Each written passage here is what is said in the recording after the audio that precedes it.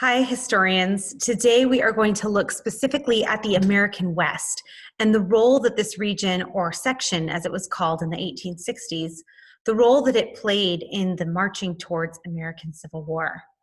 So throughout today's lecture, I hope you're thinking to yourself, why the West, right? What was so attractive about the West?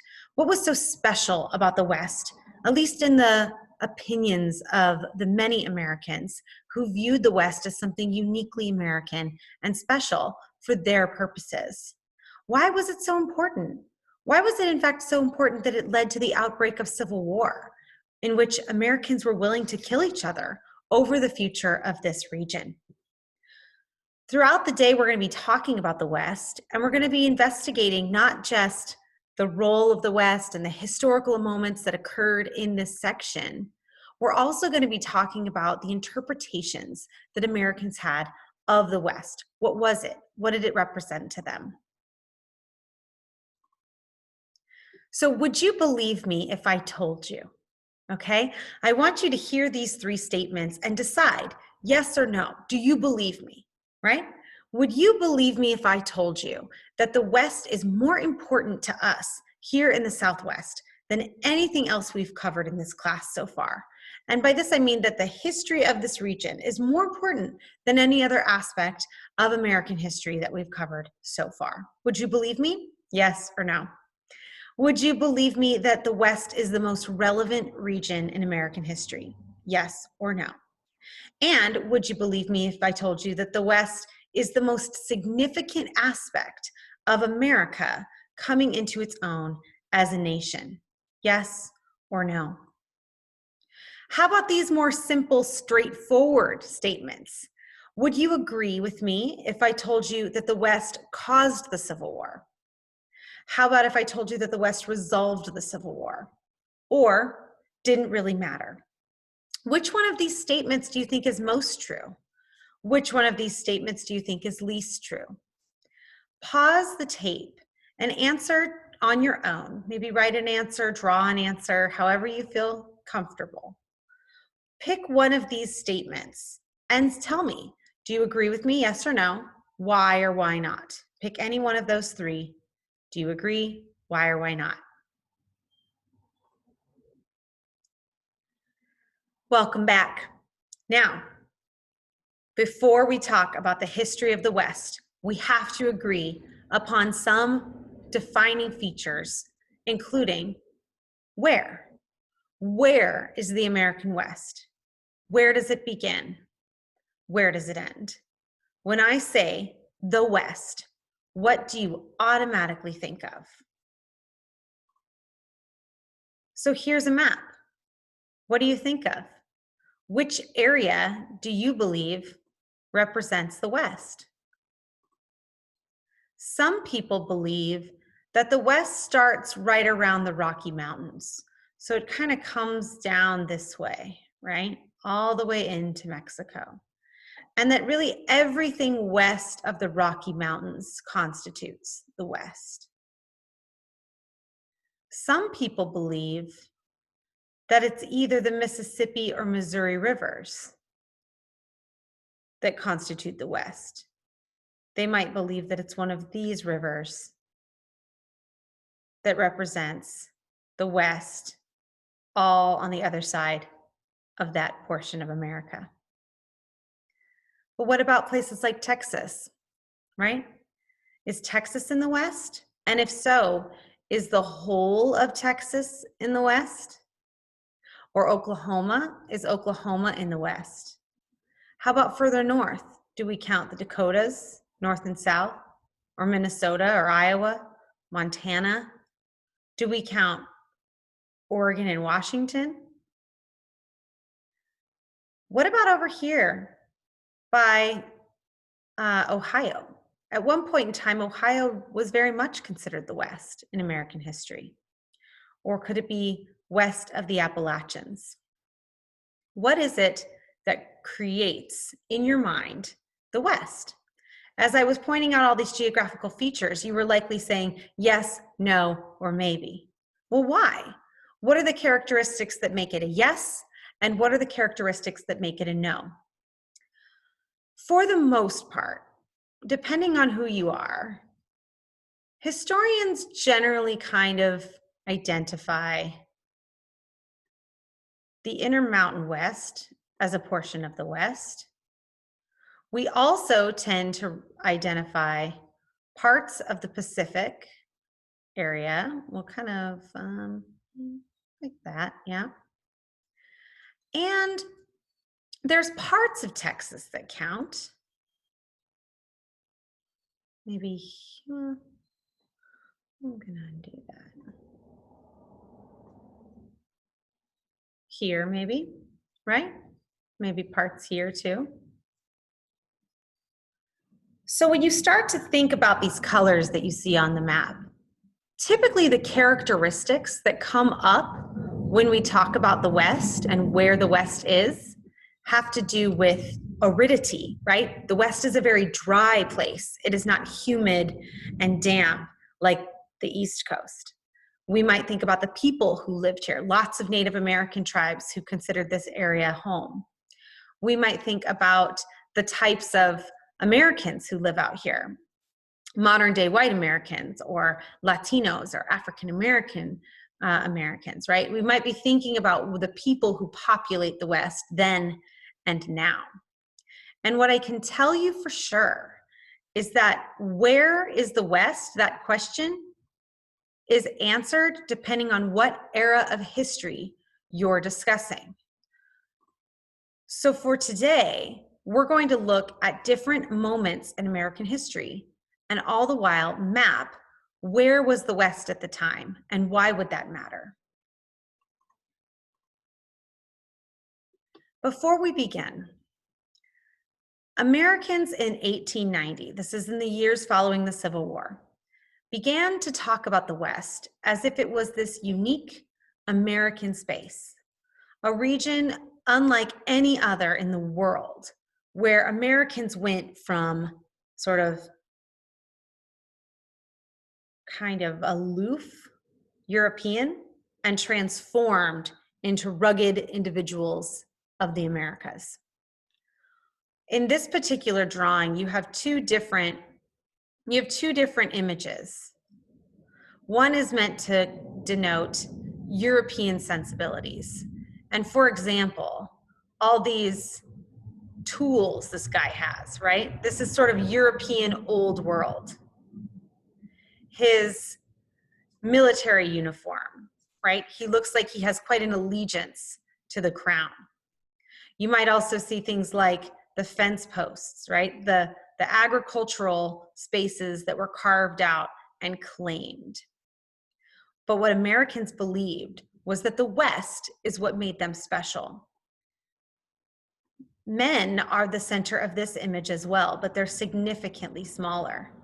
And look at them, even if they do have tools, which I'm sure they do to go climbing mountains and camping and all of those things, they're not belabored by them, right? They're not carrying them. That's not the most important part of the image. What's very important is the individualism, the uniqueness.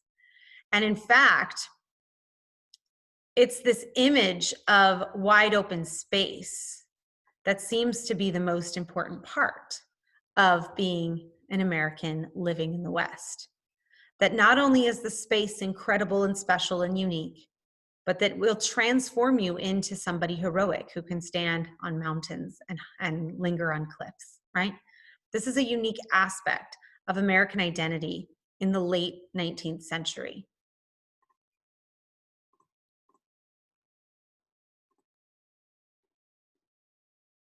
But Americans didn't always view the West this way. This becomes the way they see the West through, like kind of right before, during, and right after the Civil War. And yet the West has always been significant to Americans, going back as early as 1783 during the Peace of Paris, which was agreed upon among the British, French, and the United States following the Revolutionary War, and Spanish as well. So the Treaty of Paris in 1783 was negotiated between the United States and Great Britain. It ended the Revolutionary War and it recognized America's independence. The Continental Congress, you remember those guys, named a 5-member commission to negotiate a treaty. Those men were John Adams, Ben Franklin, John Jay, Thomas Jefferson, and Henry Lawrence. We haven't talked much about Henry Lawrence in this class, in part because immediately following his appointment to this council, he was captured by a British warship and held in the Tower of London until the end of the war. And Jefferson actually never left the United States in time to take part in the negotiations. See, the Treaty of Paris means that it was signed in Paris. So the agreement was conducted by Adams, Franklin, and Jay. And what you can see here on this map is that the United States, upon the end of the French or of the Revolutionary War, was granted all of the space that had previously been held by Great Britain in the lower continental United States. The US and Great Britain laid claims to parts of Canada, but for the most part, Great Britain contained their space in Canada. And you all remember the trading back and forth of Louisiana among Spain and France. And then Spain, of course, held on to territories in the far west. In part, what was negotiated by the United States, remember, and you remember this from the discussion of the Continental Congress and the Articles of Confederation, one of the problems they had was that though this territory that they claimed and that Great Britain ceded to them was all here, Great Britain actually maintained forts all along the west side of the Appalachian Mountains. So anytime Americans wanted to move west, including wanting to build states and territories, they were blocked by the British forts. And so they needed a way to get here, which they called west at the time, past Appalachian Mountains and the British forts.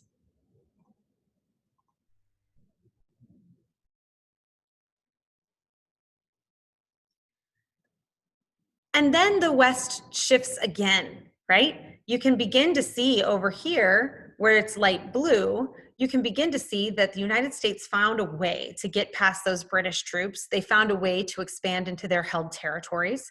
And then they begin to look even further and deeper into the center of the country. So in 1803, you had the Louisiana Purchase, right?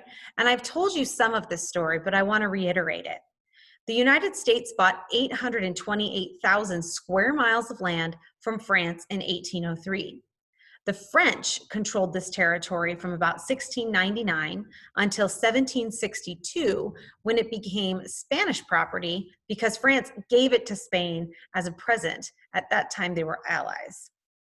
But under Napoleon Bonaparte, France revived their aspirations to build an empire in North America. So the territory was taken back in 1800. However, those big plans were not meant to be because Napoleon needed to focus his efforts on preparing for war against Great Britain. So he sold the land to the United States, and the price was $15 million. The purchased territory included the whole of today's Arkansas, Iowa, Missouri, Kansas, Oklahoma, Nebraska, parts of Minnesota and Louisiana west of the Mississippi, including New Orleans, big parts of North and Northeastern New Mexico, South Dakota, Northern Texas, and some parts of Wyoming, Montana, and Colorado, as well as portions of Canadian provinces, Alberta and Saskatchewan. It was an enormous purchase. But the trouble with the textbook version of the Louisiana Purchase, what you may have heard before in high school or elementary school, lies with its easy resolution or reduction to a real estate transaction. If you were to just Google Louisiana Purchase, you would probably hear just what I described to you, that the United States purchased it from France in 1803 and they got all this territory for $15 million. But see, Europeans had actually, and you all know this already, they had only really colonized just a small portion of this territory. There were really only like some settlements in certain areas, like over here in parts of Minnesota, in parts of Montana and the Dakotas, and along water sources along this area here and into Texas. Over those areas where they had established control, France sold the territory. They sold the territory to the United States, but not the actual land itself. They sold the right to govern and expand. over the rest, so anywhere that, like right here in New Orleans, for example, or like up here in Minnesota, wherever there were actual cities, the France sold that as like a right to govern and expand into this. But over the rest, this open territory that was mostly just Native American claimed at this time, it sold the right to expand into that territory and negotiate treaties with Native Americans. So France didn't own all this space. France claimed it as theirs and an opportunity to eventually negotiate with Native Americans. So when they sold it to the United States, they didn't necessarily say this is all yours. They said this is yours to attempt to gain, attempt to claim. You can now negotiate with Native people living in this huge amount of territory. This actually overlapped with territories like what Spain held. Spain believed they had just as much right to this territory as others, and Great Britain was still kind of hanging on as well. In these sections of the purchase, mostly in this dark highlighted green, right?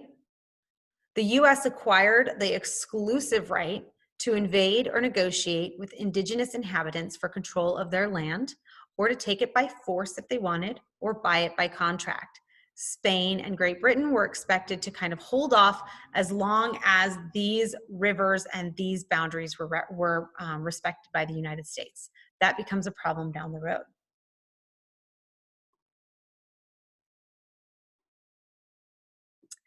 So think back to the question. What is the role of the West? Why is the West so important? You've seen how in 2 cases, the United States has negotiated from foreign entities to claim more territory or the rights to more territory on the interior of the country. But what are they going to do with all that land? What are they planning to create? From this point forward, over the course of the next 5 or 6 slides, you're going to see increasing maps. You're going to constantly be seeing maps. And that's what I want you to be thinking of as a historian. What role is the West playing, right, as America's marching towards civil war? Is it an opportunity or is it a source of conflict? So it's 1820. And for every one of these, like you go back here and look at where all of this territory was all unincorporated. Illinois, Michigan, Indiana, and Mississippi. These were all official territories of the United States. This was unincorporated territory of the Louisiana Purchase. But within 17 years, look at how all of these territories change. You begin to see territories, right? This is unorganized territory from the Louisiana Purchase, what was green on the previous slide, or you see states like down here, Alabama, Mississippi, Tennessee, Illinois, right? Indiana, Ohio, for example. So for every territory that is incorporated as a state, remember, each state gets 2 senators and then a number of representatives in the House based on their population. So in order to have a functioning state, you need enough people, and by people, I mean voters, and by voters, I mean white men who hold land, who own land. They're the only people who could vote at the time.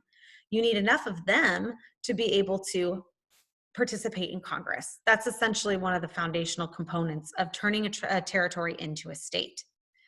Well, for every state that's added, one of the sides becomes more influenced. You have anti-slavery coalitions in the North, political anti-slavery, and you have pro-slavery coalitions in the South.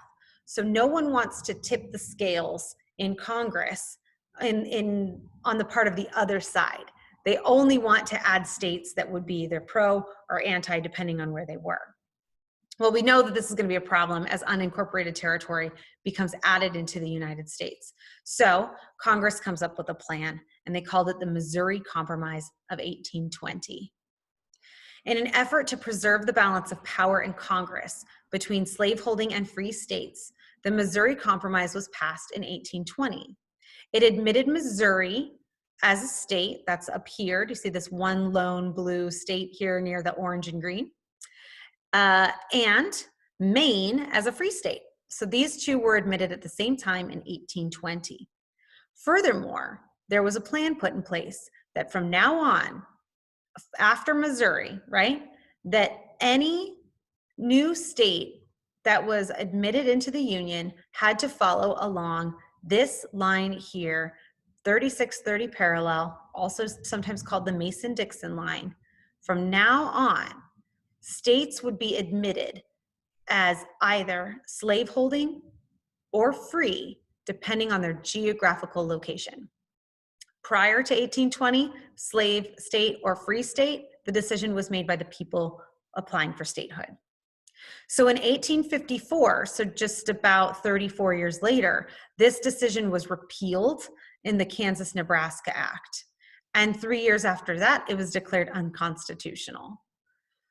So it essentially was a decision by Congress to try and limit the growth of states that would tip the powers in one way or another. It tried to even out the balance, even out the scales in the United States of which state allowed slavery and which didn't.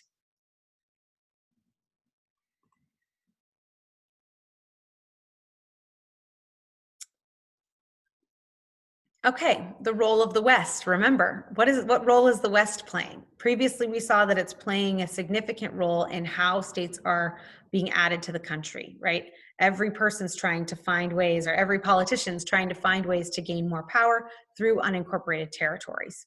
And they do that by establishing agreements as to who can be slaveholding and who can be free. But here's a different example of what role the West played. The Indian Removal Act of 1830. After demanding both political and military action on removing Native Americans from the southern parts of the United States, featured here below this Mason-Dixon line here, President Andrew Jackson signed into law the Indian Removal Act of 1830. Really, what this law was that it gave the right for presidents and otherwise to negotiate for the withdrawal of Native Americans from areas east of the Mississippi River. They indicated that this would be voluntary.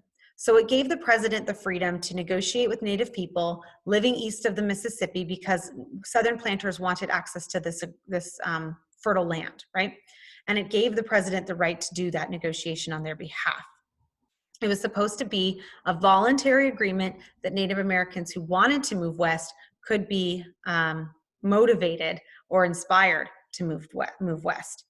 And all the tribal leaders of these communities, from what we can tell, for the most part, agreed with this provision. They said that would be fine. They'd be happy to negotiate with the president after Jackson won by a landslide in 1830.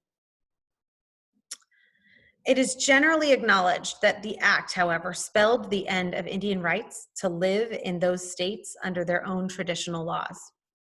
Instead, they were forced to either assimilate and concede to U.S. law, living here in the Southwest, that they would need to live, in single-family homes, that they would need to abide by the same laws and provisions of the United States, and that they couldn't follow their own native governments. Or they could leave their homeland. Those were their choices. The Indian nations themselves were forced to move and ended up in Oklahoma. So essentially, Jackson oversaw the rounding up of Native American people who were then marched out of their native homelands from 1830 to about 1835 into what was called Indian Territory at the time. And you can see in this map, this area is just generally what is now today Oklahoma for the most part. It was completely different geographically from the traditional Native communities that they'd been living in the South. It was dry, it was dusty, it didn't lend itself to farming as well because there were fewer water sources, really. And this was their native homeland, and they were forced to leave.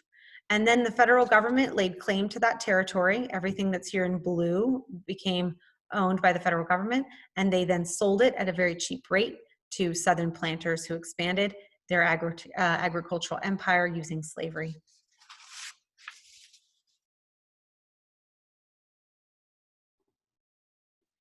There were 5 major tribes affected by this: the Cherokee, the Chickasaw, the Choctaw Creek, and Seminole. These were called the civilized tribes that had already taken on a degree of integration into a more westernized culture. And by westernized, I mean American, not West geographic, such as they developed or used a written language, and they learned to read and write in English. But it overturned the more concessionary attitude of our first president, George Washington, who aimed for what was called the acculturation of Native communities. Even in those distant times, there was heated debate in Congress with such famous names as the future president of Abraham Lincoln and even Davy Crockett, who spoke out against Indian removal. Now it is considered with serious negativity by all who were involved. This act is known as one of the worst things to ever occur in America when it came to one particular population of people.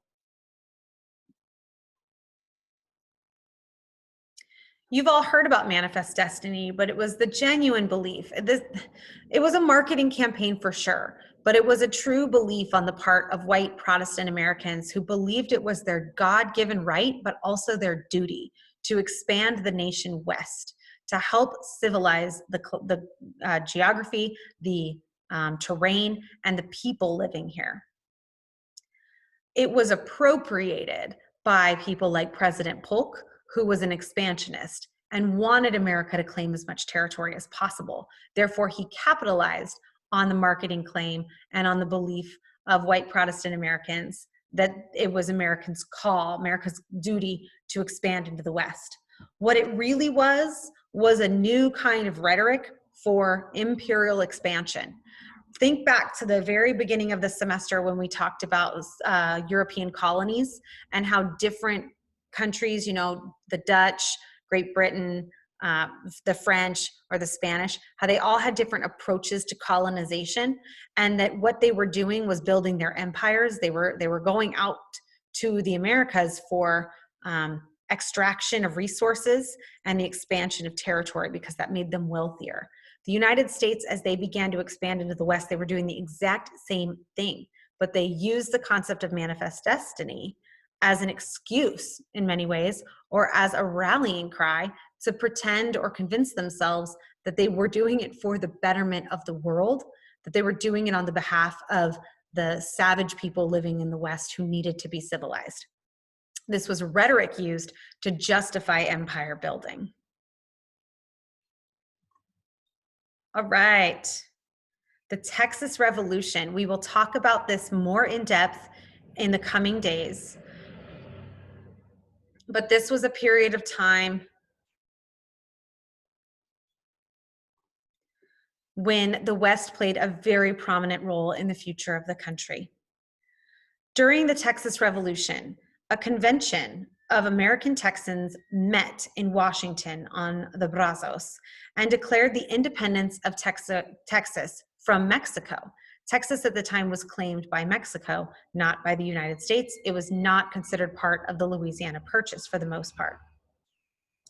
These delegates who claimed that they were separating Texas from Mexico chose a man named David Burnett as the provisional president and confirmed Sam Houston as the commander-in-chief for all Texan forces. The Texans also adopted a constitution that protected the free practice of slavery, which had been prohibited by Mexican law.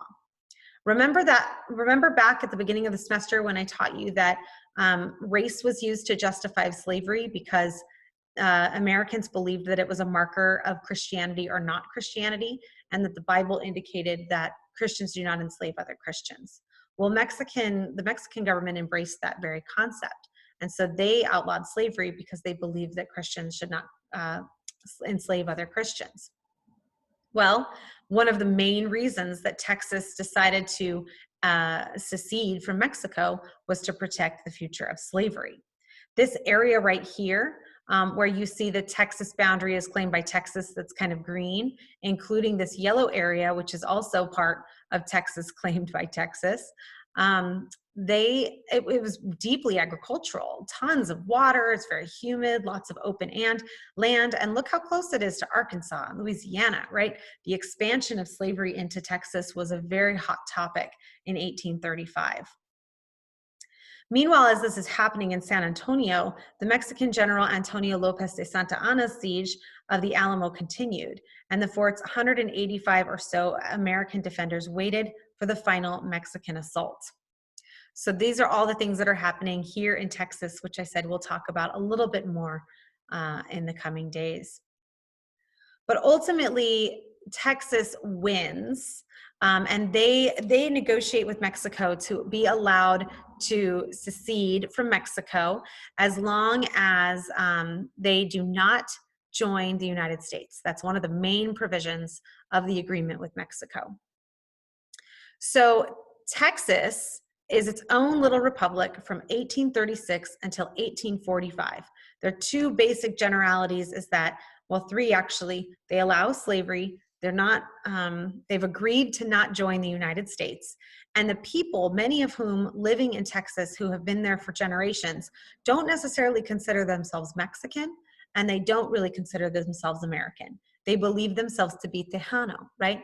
Texans, Tejano of Texas. And many of them are have mixed cultural heritage, either a combination of Native or Mexican and American, but we can trace these genealogical threads back to many, many generations. So Tejano is actually the appropriate term for people and how they identified at the time.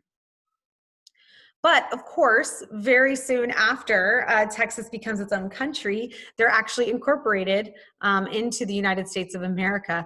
America actually admitted Texas into the Union as the 28th state on December 29th, 1845. So even though Texas said they weren't going to join the United States, they ultimately did. And there's a lot that happens to get them there.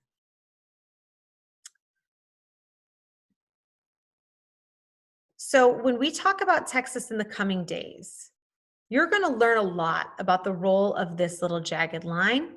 You're going to learn a lot about a place called the Nueces River, right? And you're going to learn about why the Texas annexation exploded conflict and controversy with Mexico and the United States. But for now, we're talking about the West. Remember the role of the West. Look at this. 1848, that's just 28 years after the Missouri Compromise. Missouri's here. Look how much has changed from, here's the Treaty of Paris, remember, like that kind of gives you this spot, right? You've got the Mason-Dixon line, the Missouri Compromise of 1820, which incorporated Missouri.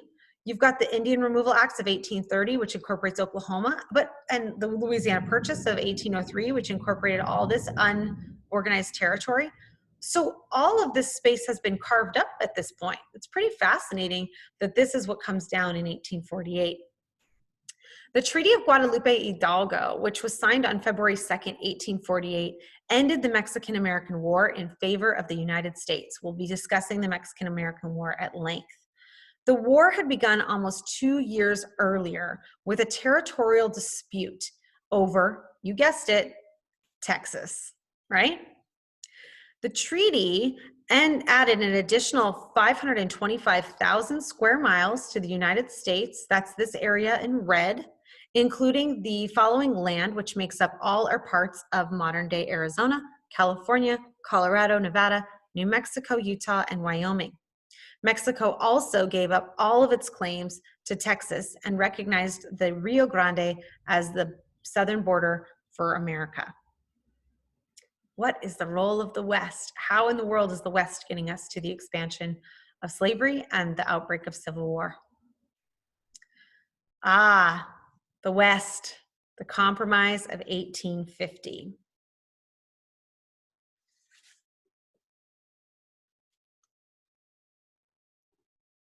Just as we are going to talk quite a bit about Texas, we are also going to talk quite a bit about California in the coming days.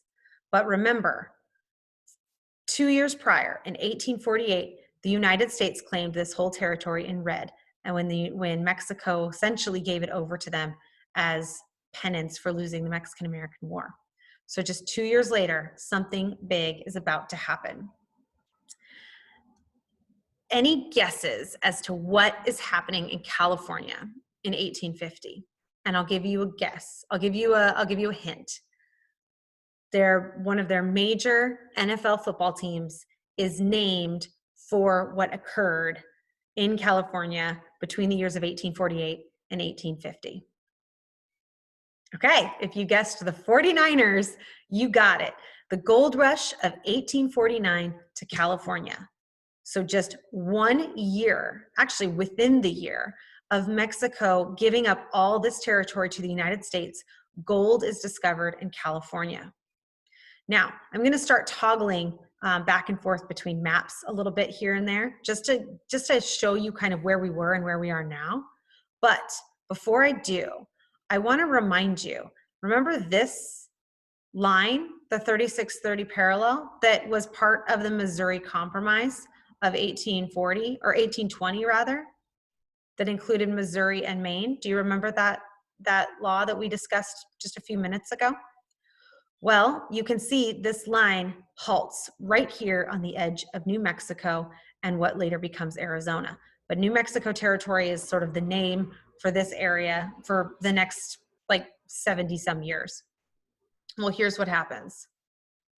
Like I mentioned, gold is discovered in California, making it a very attractive territory for the United States. California also has the promise of agriculture. If you've ever been to California, you know they have really fertile valleys all along the Sierra Nevada. But California, people living in California who were miners, who were prospectors, right?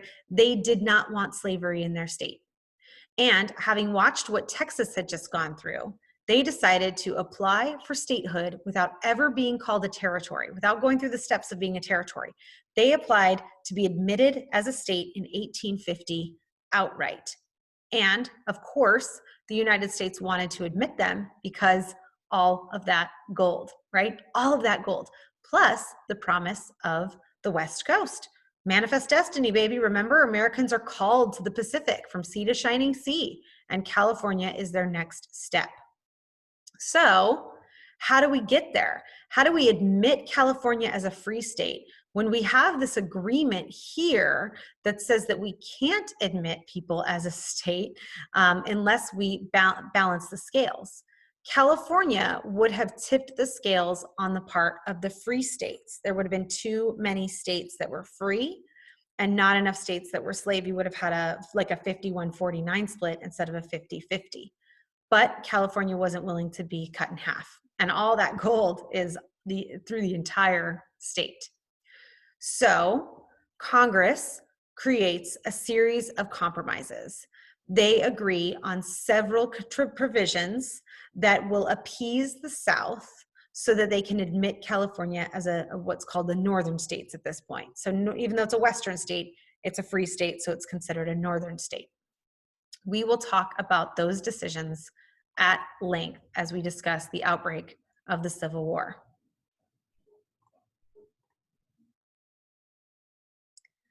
One last thing that happens about 4 years later relating to the outbreak of Civil War and the aftermath of admitting California as a free state. Remember that line? The Mason-Dixon or the 3630 parallel? And you've got it kind of to about here. Well, it no longer exists because of California. And so now Americans have to decide, how do they figure out, after California gets to call their own shots, maybe everybody should get to call their own shots, right? So through the Kansas-Nebraska Act of 1854, Congress decides that right here, Kansas Territory, which wants to be admitted as a state, that they can choose their future as either a slave state or a free state based on popular sovereignty. Remember, popular doesn't mean best liked or most favorite. It means what the populace wants, what the population wants. So essentially, democratic vote.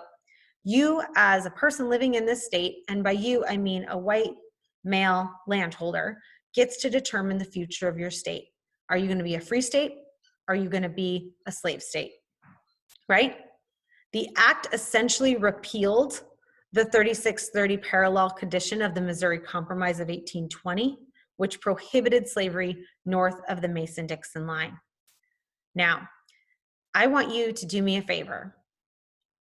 As I promised you, in the coming days, we're going to talk about several things. We're going to talk about Texas. We're going to talk about California. We're going to also talk about the Kansas-Nebraska Act and the Compromise of 1850. Those are going to be really what we focus on. But I want you to just do a little internet research on your own about the Kansas-Nebraska Act.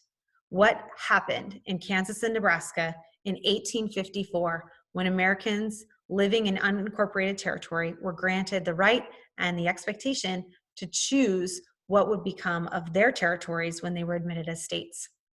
I want you to do that for me on your own, and when we see each other again, we'll have a lot to talk about. 2 more maps to show you, and these are just brief mentions. At the same time that Kansas-Nebraska Act is being passed, America is purchasing land from Mexico, this tiny little sliver in 1853 called the Gadsden Purchase. It was one of the last changes made to the territorial shape of the United States, and it was purchased 100% because this tan area south of the Rio Grande, and actually the Gila, is much more traversable by railroad. There were also mining deposits found in Arizona in this area, and so the United States wanted access to it as they sought to expand their mining enterprises and build out their railroads. And then finally, remember that question: what was the role of the West? What was the significance of the West? How did it contribute to the outbreak of civil war? Here we are in 1858, and this is what the country looked like. You have exactly half on the bottom and exactly half on the top. Really interesting when you think about it, right? You have the expansion of slavery in the pink states, all wanting to expand west to continue the empire of King Cotton. And you have free states, meaning not slaveholding states in the north, but who are also locked into King Cotton's empire through the industry that came with the Industrial Revolution and the textile mills. So you also have the expansion of territories that are meant to be slave or free, depending on popular sovereignty. And you have essentially the pulling apart of the American country. All right, I look forward to hearing what you have to say in the coming days and coming weeks. And I wish you all well in your individual research.